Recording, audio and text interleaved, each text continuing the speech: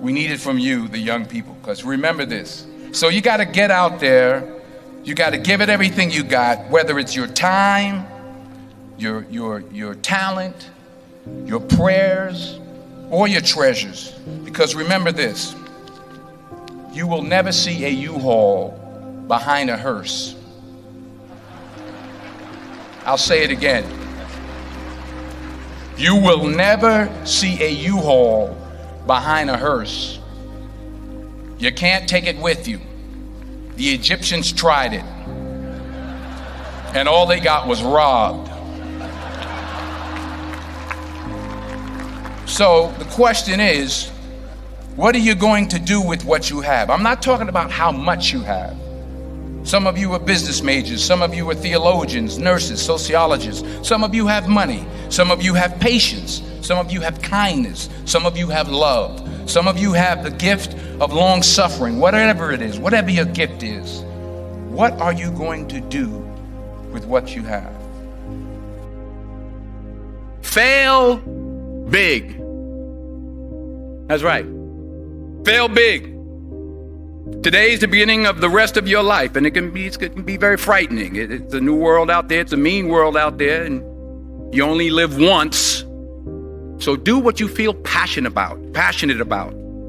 Take chances professionally. Don't be afraid to fail. There's an old IQ test, was 9 dots, and you had to draw 5 lines with a pencil within these 9 dots without lifting the pencil. The only way to do it was to go outside the box. So don't be afraid to go outside the box.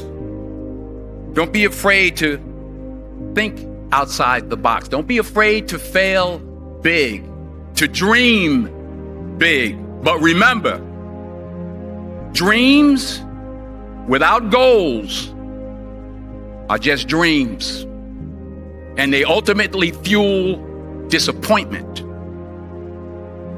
So have dreams, but have goals. Life goals, yearly goals, monthly goals, daily goals. I try to give myself a goal every day. Sometimes it's just to not curse somebody out. Simple goals, but have goals. And understand that to achieve these goals, you must apply discipline and consistency. In order to achieve your goals, you must apply discipline, which you have already done, and consistency every day, not just on Tuesday and miss a few days. You have to work at it every day. You have to plan every day. You've heard the saying, we don't plan to fail, we fail to plan. Hard work works. Working really hard is what successful people do. And in this text, tweet, twerk world that you've grown up in, remember, just because you're doing a lot more doesn't mean you're getting a lot more done. Remember that. Just because you're doing a lot more doesn't mean you're getting a lot more done. Don't confuse movement with progress. My mother told me, she said, yeah, because you can run in place all the time and never get anywhere. So continue to strive, continue to have goals, continue to progress. I found that nothing in life is worthwhile unless you take risks. Nothing. Nelson Mandela said, there is no passion to be found playing small and settling for a life that's less than the one you're capable of living. Now, I'm sure in your experiences in school and applying to college and picking your major and deciding what you want to do with life, I'm sure people have told you to make sure you have something to fall back on. Make sure you got something to fall back on, honey. But I never understood that concept, having something to fall back on. If I'm going to fall, I don't want to fall back on anything except my faith. I want to fall forward. I figure at least this way I'll see what I'm going to hit. Fall forward.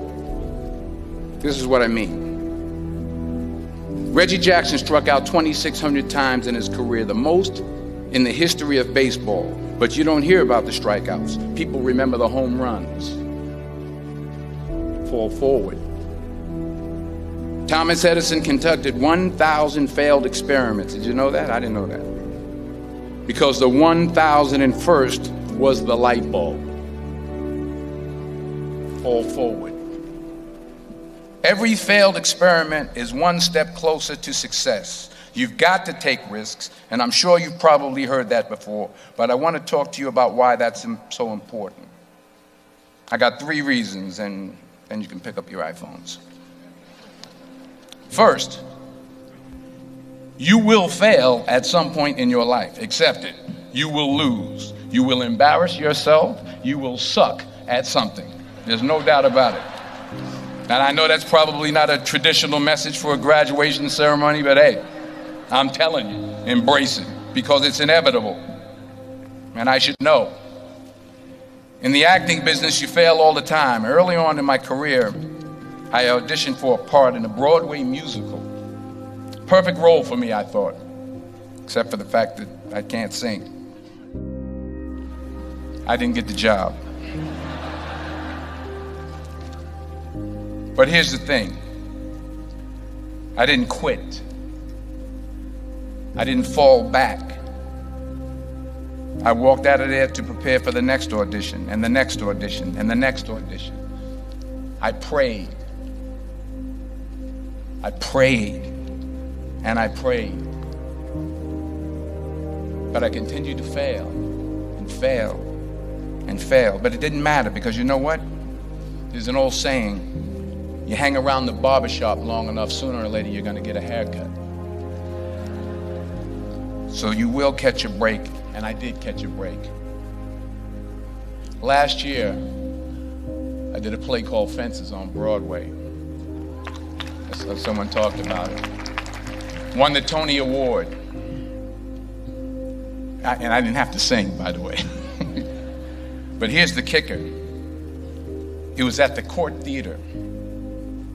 It was at the same theater that I failed that first audition 30 years prior. The point is, and I'll pick up the pace, the point is, every graduate here today has the training and the talent to succeed. But do you have the guts to fail? Here's my second point about failure. If you don't fail, you're not even trying. I'll say it again. If you don't fail, you're not even trying. My wife told me this great expression. To get something you never had, you have to do something you never did. Les Brown's a motivational speaker. He made an analogy about this. He says, imagine you're on your deathbed, and standing around your deathbed are the ghosts representing your unfulfilled potential. The ghost of the ideas you never acted on. The ghost of the talents you didn't use. And they're standing around your bed, angry, disappointed, and upset. They say, we came to you because you could have brought us to life, they say. And now we have to go to the grave together. So I ask you today, how many ghosts are going to be around your bed when your time comes? Not only take risks, but to be open to life, to accept new views, and to be open to new opinions, to be willing to speak at a commencement at one of the best universities in the country, even though you're scared stiff. While it may be frightening, it will also be rewarding. Because the chances you take, the people you meet, the people you love, the faith that you have, that's what's going to define you. Never be discouraged. Never hold back. Give everything you got. And when you fall throughout life, and remember this, fall forward. Say thank you for grace. Thank you for mercy. Thank you for understanding. Thank you for wisdom. Thank you for parents.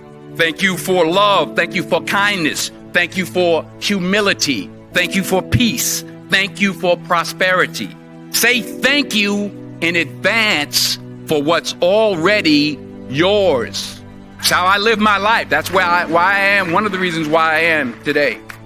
Say thank you in advance for what is already yours. True desire in the heart for anything good is God's proof to you, sent beforehand to indicate that it's yours already. I'll say it again. True desire in the heart, that itch that you have, whatever it is you want to do, that thing that you want to do to help others and to grow and to make money, that desire, that itch, that's God's proof to you, sent beforehand already to indicate that it's yours. And anything you want good, you can have. So claim it. Work hard to get it. When you get it, reach back. Pull someone else up. Each one, teach one. Don't just aspire to make a living. Aspire to make a difference.